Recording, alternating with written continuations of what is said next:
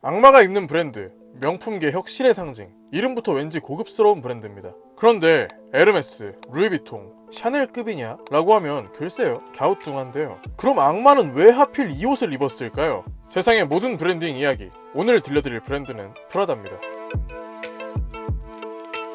프라다의 이야기는 1913년 마리오 프라다와 그의 동생 마티노 프라다가 함께 설립한 프라텔리 프라다라는 브랜드로부터 시작됩니다. 프라텔리 프라다는 프라다 형제라는 뜻이었죠. 아무튼 프라텔리 프라다는 주로 가죽으로 된 용품들을 제작했습니다. 그러면서 여행을 좋아하는 마리오 프라다의 넓은 안목으로 다양한 세계의 보석들, 거북이 등껍데기, 바다코끼리나 악어의 가죽 같은 희귀한 소재들로 고급 제품들도 제작했죠. 그런데 역시 명품에서 제일 중요한 건 희소성이었을까요?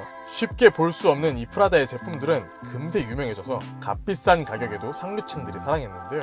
이 명성이 날이 갈수록 커지는 바람에 이탈리아 왕실에서도 프라다에 대한 소문을 듣게 됩니다. 그렇게 프라다는 왕실의 가죽을 정식으로 납품하는 업체가 됐는데요. 그래서 이때부터 왕실을 상징하는 이 문양을 사용할 수 있게 됐습니다. 바로 프라다 하면 떠오르는 이 문양, 이 로고가 그 영광의 증거죠. 하지만 세월 앞엔 장사 없다고 하나요? 그 영광도 영원하진 않았습니다. 마리오 프라다는 나이가 들어서 이제 자녀들에게 경영권을 넘겨줘야 할 때가 됐거든요. 그런데 여기서 문제가 생기는데 확실히 옛날 사람이라 그런지 마리오 프라다는 아들에게 기업을 넘겨주고 싶었습니다. 여자가 무슨 사업하냐면서 말이죠. 그런데 아들은 기업 승계에 관심이 없었어요. 그래서 1958년 마리오 프라다가 사망하고 나서야 어쩔 수 없이 딸인 루이자 프라다가 기업을 물려받아서 프라다를 운영하게 됐죠. 그런데 1958년이면 2차 세계대전이 끝난 지 겨우 10여 년이 흘렀을 뿐입니다. 인류 역사상 가장 큰 인명과 재산 피해를 낳은 전쟁의 여파가 아직 끝나지 않았으니 명품이 소비될 여유가 없었죠. 다들 먹고 살기 바빴으니까요. 그래서 고급 가죽 제품보단 실용성 있는 제품들이 주로 판매되는 세상이었습니다. 그래서 루이자 프라다는 브랜드의 명맥을 잇는 데만 집중합니다. 루이자 프라다가 운영하던 그 20년이 프라다의 침체기였거든요. 그리고 그렇게 프라다가 파산하기 직전 1978년 루이자 프라다의 딸 미우치아 프라다가 등장합니다. 이때부터가 사실상 프라다의 진짜 시작이라고 볼 수도 있겠네요. 지금의 프라다를 만들어낸 미우치아 프라다는 페미니스트, 즉 여성 인권 운동가 출신입니다. 그런데 특이하게도 바지보다 치마를 좋아하는 페미니스트였죠. 당시의 여권주의자들과는 확연히 반대되는 성향이었습니다. 달라도 뭔가 한 끗이 다른 사람이었는데요. 그 한 끗을 계기로 미우치아 프라다는 프라다라는 브랜드를 혁신적인 명품 브랜드로 만들어냅니다. 미우치아 프라다는 어떻게 프라다를 명품계 혁신의 상징이 되도록 만들었을까요? 그 비밀은 바로 소재였는데요. 여러분들은 명품이라고 했을 때 떠오르는 소재가 있으신가요? 저는 가죽이나 스웨이드 같은 소재가 떠오르는데 아마 대부분 저와 비슷하실 거라고 생각합니다. 그리고 프라다는 아까 말했듯이 왕실에 가죽을 공급했던 전통적인 가죽 브랜드였죠. 그래서 항상 좋은 가죽을 찾고 구하는 데 힘썼지만 전쟁에, 불황에 쉽지 않았습니다. 그래서 안 그래도 명품들이 다 가죽인 것도 마음에 안 들겠다 해서 한 끗이 다른 미우치아 프라다는 새로운 소재를 써보는데요. 바로 포코노였습니다. 포코노 나일론이라고도 하죠. 그러니까 말이 한 끗이 다르다는 거지. 명품 가방 만든다면서 나일론을 갖다 쓰는 이 당시로서는 사실상 정신 나간 전략을 펼쳤는데요. 시장의 반응 역시 차가웠죠. 그래서 마케팅 기법을 활용합니다. 예쁘고 잘생긴 사람들이 뭔가를 하면은 괜히 더 좋아 보이고 그러잖아요. 프라다는 이 심리를 제대로 캐치합니다. 밀라노의 두오모 광장에 포코노 나일론 가방을 맨 예쁘고 날씬한 모델들을 돌아다니게 하면서 자연스럽게 이목을 집중시켰죠. 그런데 이 모델들만 보고 가방을 산 사람들도 막상 써보니까 너무 좋았습니다. 가볍고 방수 기능에 정장이나 캐주얼 모두 잘 어울렸으니까요. 그렇게 전례 없는 나일론 명품 가방이라는 아이템과 함께 프라다는 명품 패션계 혁신의 아이콘이 됐습니다. 왜냐면 지금까지는 더 화려하고 더 고급 소재를 사용해야 명품인 줄로 알았는데 아예 색다른 명품을 만들어냈으니까 말이죠.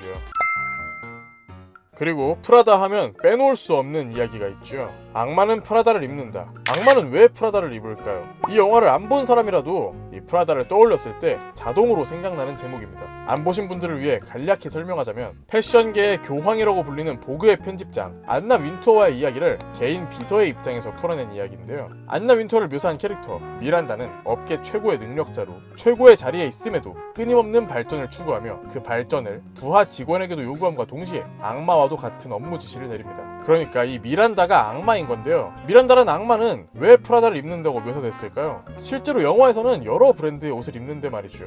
첫 번째 이유는 진짜 악마가 그냥 프라다를 좋아해서였습니다. 영화는 로렌 와인스버거의 실화 기반 소설에서 영감을 받았으며 소설의 배경이 된 보그 잡지의 편집장 안나 윈투어는 실제로 당시 프라다를 즐겨 입었다고 하네요. 두 번째 이유는 여성입니다. 지금의 프라다를 사실상 만든 미우치아 프라다는 여권 운동가 출신이었죠. 그리고 프라다의 설립자는 딸, 여자에게 기업을 물려주기 싫었다고 했습니다.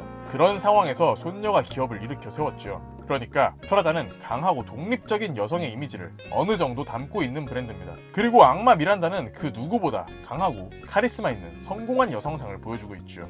세 번째로 프라다와 미란다는 모두 강한 인상을 가지고 있지만 그 내면에는 부드러움을 가지고 있습니다. 프라다는 그룹이죠. LVMH, 케어링, 리치몬드처럼 거대한 메가 그룹은 아니지만 몇몇 고급 브랜드들을 품고 있는 명품 그룹입니다. 그리고 그 산하에는 미우미우가 있는데요. 미우치아 프라다의 어릴 적 별명을 따서 만든 브랜드입니다.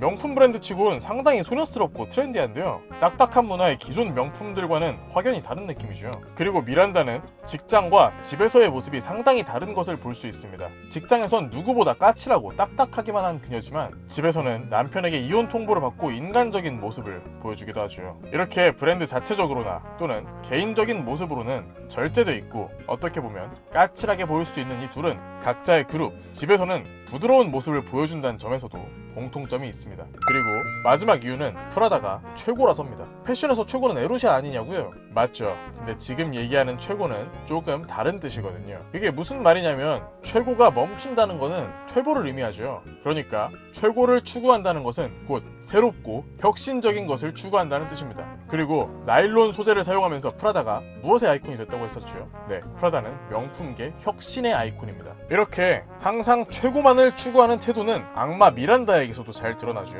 끊임없이 발전하려는 모습, 심지어 부하 직원까지 계속해서 발전시키려는 이 모습은 혁신 그 자체로 프라다와 미란다가 겹쳐 보이는 중요 포인트가 되지 않나 싶습니다. 그리고 역시 혁신, 최고의 아이콘인 걸까요? 프라다가 새로운 혁신에 도전합니다. 바로 우주복인데요. 미국 항공우주국 나사 차세대 우주복을 제작하는 업체 엑시엄 스페이스가 파트너로 프라다와 계약했습니다. 그래서 프라다는 2025년 예정된 나사의 아르테미스 3호에 사용될 차세대 달 우주복 개발에 착수했다는데요. 아르테미스 3호는 1972년 아폴로 17호 이후 50여 년 만에 추진되는 유인 달 착륙선입니다. 최초로 여성과 유색인종 우주인이 임무를 수행한다고 하는데 혁신, 여성, 앞서 봤던 내용들과 어느 정도 접점이 있는 듯 하죠. 이렇게 프라다는 사실상 시작부터 남들이 가지 않는 새로운 길을 개척하는 브랜드입니다. 나일론으로 시작해서 우주까지 진출하는 명품이라고 할까요? 나일론부터 우주까지, 악마부터 우주인까지. 프라다는 최고의 명품이다 라기엔 의견이 분분할 수도 있겠지만 최고를 추구하는 아이덴티티, 그 혁신에 있어서만큼은 인정하지 않을 도리가 없습니다. 이런 모습들이 모이고 자리 잡았기에 악마도 입는 브랜드가 되지 않았나 싶습니다. 여러분들은 평소에 프라다를 어느 정도의 명품이라고 생각하고 계셨나요? 그리고 이 영상을 본 지금 그 정도의 변화가 생겼나요? 댓글로 남겨주시면 재밌을 것 같네요. 오늘 영상은 여기까지 프라다였습니다.